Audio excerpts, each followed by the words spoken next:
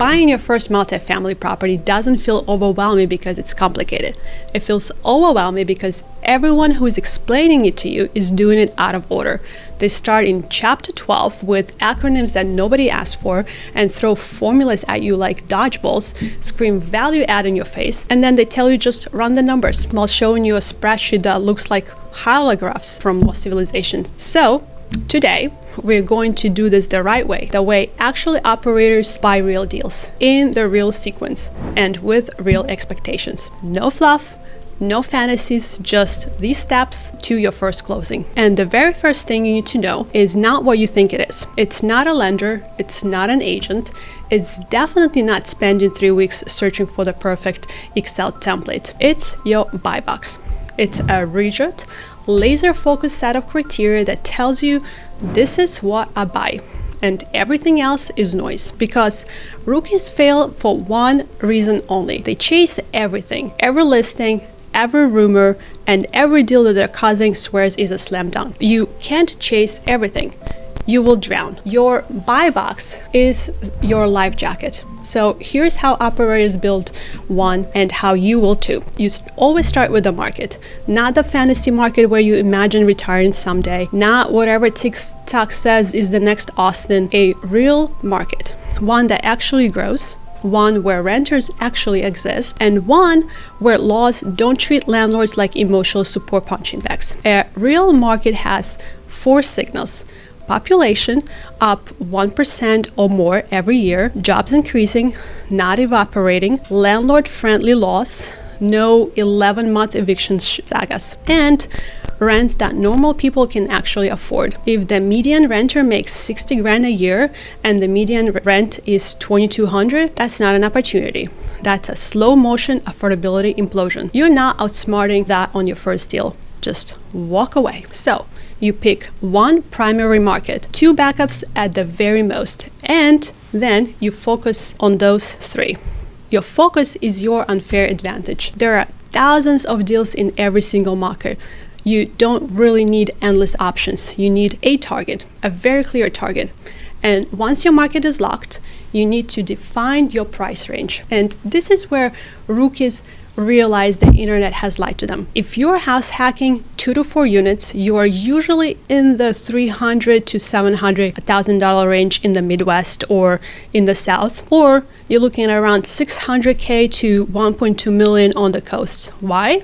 Because that's what the FHA, VA, and conventional finance will actually approve you for. And if you're investing without living in it, $500K to 1.5 is the normal rookie zone for 2 to 20 units, really depending on the city. But here's the real unlock. The most important part of the buy box is not the price, it's the returns. Because the wrong way to buy is whatever seems good.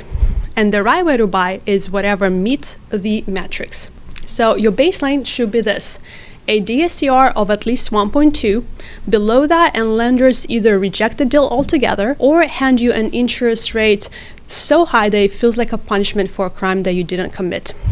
Next, cash on cash return. You should be targeting 5 to 8%. Not 20, not 37, not whatever some guru with a green light claims he hit in 2014. 5 to 8% is very healthy, it's conservative, and it's realistic. And your cap rate, it must match your market. Don't go out hunting for an 8% cap in Tampa like you're shopping for unicorns on a clearance aisle. It just doesn't happen. Midwest, it's 6 to 7% cap, Southeast, 5 to 6%, and coast, you're looking at 4 to 5% cap rate. And once your buy box is set, you do a step that everyone avoids. You get pre-approved. Not later, not after I've learned more, now. Because underwriting deals without knowing your real buying power is like training for a marathon without checking if you have the running shoes. So now, let's underwrite. But here's the truth that every spreadsheet wizard hates admitting. Underwriting is just asking 5 questions over and over and over again until your brain stops panicking. What is the actual rent? What are the actual expenses? What is the real NOI? Does the DSCR check out? And what's left over after debt and reserves? These terms, we have just a video that explains all the multifamily terms that you need to know as a real estate investor or at least the basic ones. So go watch it later on. So anyway, continue. So let's say if you read a bank statement and you use a calculator app, you can actually underwrite the deal at the rookie but dangerous level. Go out and underwrite 20 deals, literally 20 or more, and the numbers will start talking to you. They will start making sense. And when the numbers talk, deals reveal themselves. Now comes the step rookies fear more than anything: building your team. You don't need 50 people, not the entire networking group, just 5 people at most. You need 1 agent, 1 lender, 1 property manager, 1 inspector, 1 contractor. This tiny squad will save you from disasters you didn't even know existed. Keep them on your speed dial and you will avoid so many disasters down the road.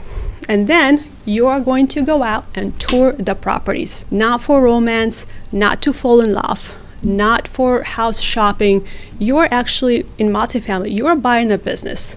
So read the property like a mechanics would read an engine.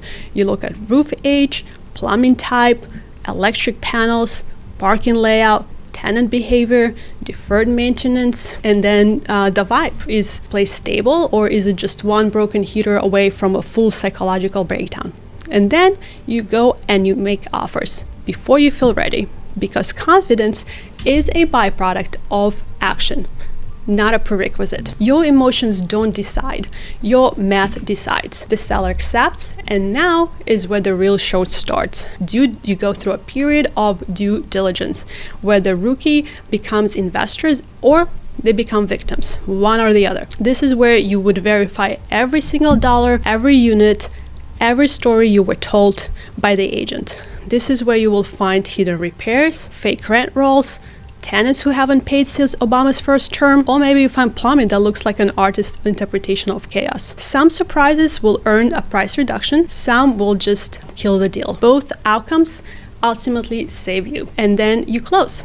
And here's the line nobody likes hearing: closing doesn't make you a real estate investor. Operating does. And operations is really where wealth is created. Month to month, you stabilize tenants, you fix what's broken, you tighten expenses, you raise rents responsibly, you improve the building slowly, and then you squeeze inefficiency like a lemon and drink the juice of equity. And then around month 90, not month 1, your first property becomes a wealth engine. Not a get-rich-quick scheme, a compounder. Then you use it to buy the next one, and the next one, and the next one. And suddenly, you're not a rookie anymore. You are the operator, the rookie come for advice. And that's the difference between beginners who win and beginners who burn out. One group just scrambles for every shiny object, and the other one just follows the system, and they have a clear plan. And, well, you can guess which group gets the key. If you want the full toolkit, I'm talking about underwriting templates, buybacks builder, market selection guide. We have scripts to talk to brokers, the actual deal checklist. Comment below and I will send you the link to download all the materials for free. And don't forget to click like, subscribe, and we shall see you on the next one.